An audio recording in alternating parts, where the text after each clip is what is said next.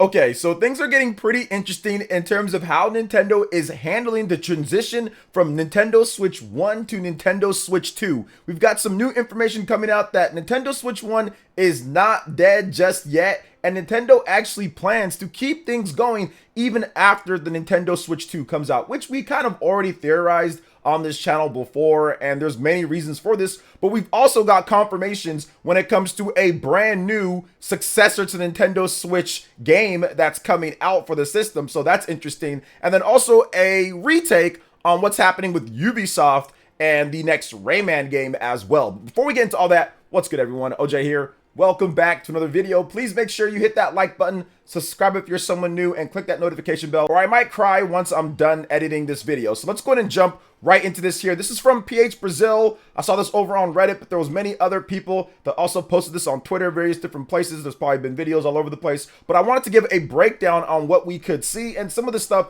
that I've heard as well, because it does kind of mirror that. So PH Brazil has a fairly good track record, so that's the reason why I'm reporting on this. Nintendo is courting third-party developers to do remasters on Nintendo Switch 1 while they really nail out what's happening with the Nintendo Switch 2. So according to this in a video, Brazil reiterates what he previously said about the remasters when it comes to GameCube games and Nintendo 3DS games that are going to be coming to the Nintendo Switch, though he didn't say which games. Now, he also mentioned that there are third-party games that will get remasters on the Nintendo Switch 1 in 2025 as part of an initiative from Nintendo to court third parties to help compensate for the lack of Nintendo's own internal teams making games for the Nintendo Switch 1 because they are busy with Nintendo Switch 2, which makes complete sense. If you look at it overall, Nintendo is definitely going to be hard at work on making phenomenal launch year games and second year games for the Nintendo Switch 2.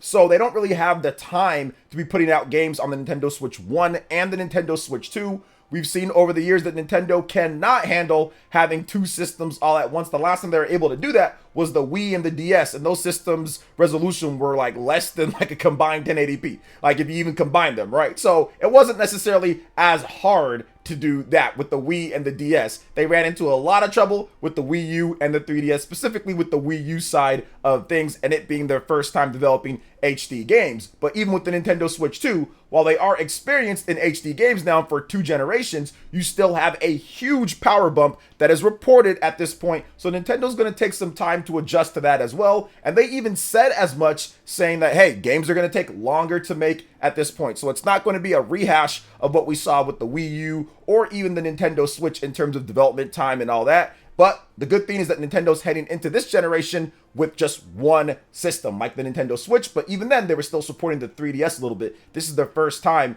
in a very long time where they head into a generation with just one platform overall. So that's definitely a good thing when it comes to getting out a consistent flow of games. Now, let's talk about what these games could be, because PH Brazil does go over that a little bit, and there's some more information that was added in as well here. So according to this information, Ubisoft will have Splinter Cell Blacklist, Rayman 3, which is not connected to the Rayman game that we're going to talk about in just a bit, Driver 1 and 2, potentially Driver SF down the line, and 2 more unnamed titles under consideration. So maybe it will happen, maybe it won't, but they feel safe with Driver 1, 2, Rayman 3, and Splinter Cell Blacklist. To me, Splinter Cell Blacklist probably should have already been on the Nintendo Switch. It was on the Wii U, so I don't know why they didn't port that game over. They should have. They ported over Assassin's Creed and all sorts of other games that they had, so I'm not sure why Splinter Cell Blacklist didn't get it, but hey, look, maybe it'll get it here at this point.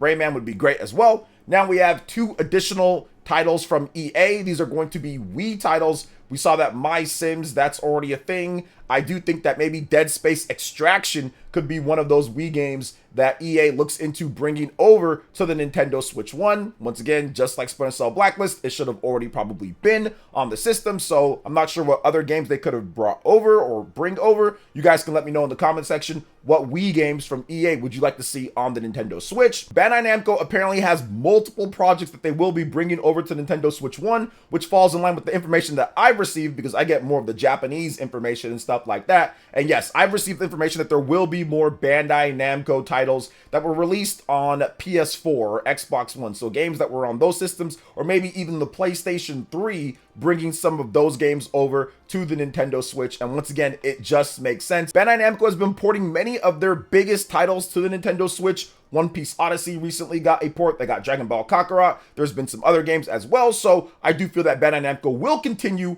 with the port houses when it comes down to it to hold the fort till we get to the Nintendo Switch 2. Now, this is probably one of the more exciting things here. Apparently, there is 2 games from big Western third-party publishers, and the big is in parentheses here. So he specifically mentioned that this initiative could make sure Switch owners who don't immediately upgrade to Switch 2, this doesn't necessarily mean that the system is further out than most expected, or most expect. So it's not like just because this is happening that the Switch 2 is going to be all of a sudden a 2027 release or something like that. It just means that, hey, they want something there. There is a massive audience and install base on the Nintendo Switch 1, so they still want to have games for those people to be able to play, because the active user base is like around 100 million plus. So yeah, Nintendo's going to have some games, plus people are still buying the Nintendo Switch 1. Not everybody and their mom is going to go out there and buy the Nintendo Switch 2 day one or even in the first year or second year. It's going to take some time to build up. I mean, I still think that the system is going to do incredibly well, but it's going to take some time to build up to where people have completely moved over, just like any system. Heck, we still see people playing on the PlayStation 4, despite that being years now that the PS5 has been out. So here's what I think when it comes to the 2 big Western games that we could see. I mean, who knows with this? We've seen Witcher, we've seen Skyrim, we've seen Doom, we've seen Borderlands, we've seen all sorts of stuff. So it could be anything. Maybe it's a Call of Duty game, right? There's still that. Or maybe it's even something else. So I'm not the specialist when it comes to the big Western third-party ports or anything like that. So I'd love to hear what you guys think.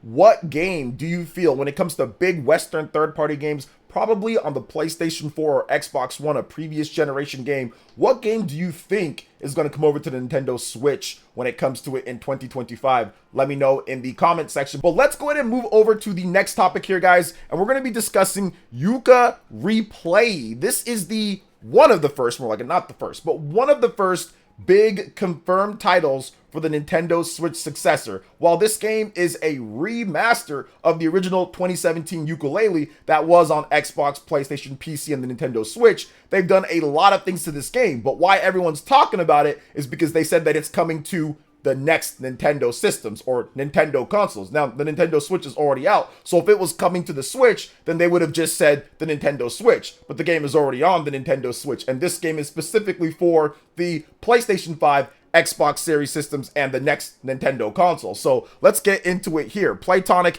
has announced, once again, a remake of it. It's called Yuka Replay, and Nintendo fans are going to get excited about this one because it does say Nintendo consoles on there. And I think that the most interesting thing with this, when you go to the end of the trailer, it just says Nintendo. It just says Nintendo. There's not the Switch logo there. So that is clearly the next Nintendo system. If anybody had any type of doubt or maybe it was a mistake, no. This is Xbox Series X and S, not Xbox One. This is PlayStation 5, not PlayStation 4. This is PC. Obviously, PC, you can do higher end stuff on PC, and it's just Nintendo. And I also have to add this because so many people pointed it out to me in my live stream that I did talking about it, and that the Yooka-Laylee developers, Playtonic, intentionally put the little eyes that you see kind of moving towards the end of the trailer right there on the Nintendo logo, and then they backed that up by on their Twitter account saying, as well as PC, Yuka Replay will be on the PS5, Xbox Series, and Nintendo with those same eyes as well. So it was intentional in terms of them putting the focus on the Nintendo logo on there. So I had to make sure that I added this portion in saying that because it was something that many people pointed out. So this is absolutely a Nintendo Switch successor, Nintendo Switch 2 game. And it's not just a basic port of the game. It's actually a nice remaster. They're saying that it's going to be more beautiful than ever with art and animations overhauled and enhanced performance and resolution. Your favorite buddy duo is back. You got new and improved challenges as well, ones that were already existing in-game, and many new elements. You've got new collectible currency. You've got a new navigation in the world, all sorts of different enhancements that you can equip in order to do different things. You've got a revised controls and camera, a lot of tweaks there, and a nice orchestral soundtrack. So they're really having a retool with this and bringing it back out, because Yooka-Laylee had mixed reviews back then, but I think that this one could be a lot better. Yooka-Laylee and the Impossible Lair, which was the 2D one that was kind of like Donkey Kong at times, that was awesome. People love that one. So if they can get this game up to the quality of that game in terms of what fans were thinking,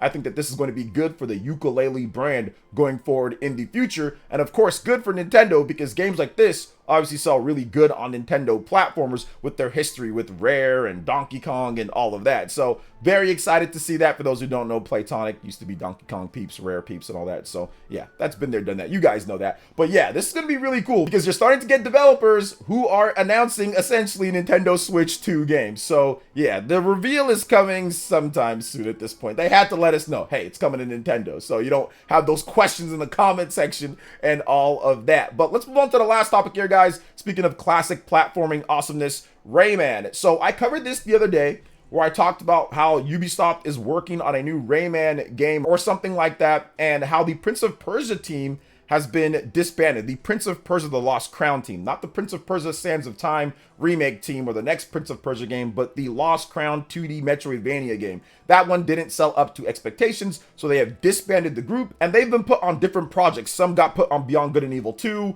some got put on other games, but then some also got put on a brand new Rayman game as well. So Ubisoft actually came out and said this themselves. A Ubisoft spokesperson has said in a statement to Kotaku that they have officially confirmed the rumor that they got the other day. They said that, quote, "We are pleased to confirm Ubisoft Montpellier and Ubisoft Milan have recently started an exploration phase on the Rayman brand. The project is still in its early stages, and we will share more details later." So whether it's a remake or it's something else, we kind of have to wait and see. But yeah, either way, if it's a remake, that's great. Remake the original Rayman, or maybe if you want to bring back some of the other Rayman games, that's cool as well. Maybe it's a super high-end remaster of a bunch of the different Rayman games in one collection, or maybe it's a brand new Rayman game. I'm down for whatever, because it's been a decade plus since we got the last Rayman game with Rayman Legends, so we really need something when it comes to the Rayman brand. And Rayman is one of the highest quality brands when it comes to platformers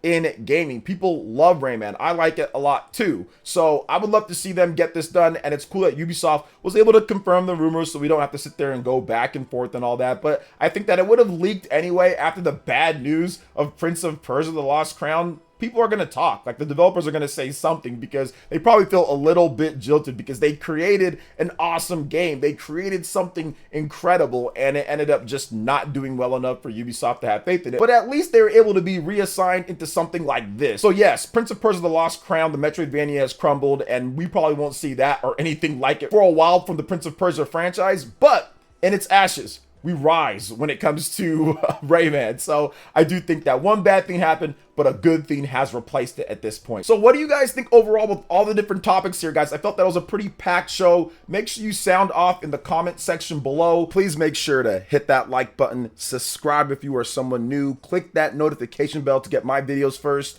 Thank you so much for watching, and we'll catch you guys for the next one.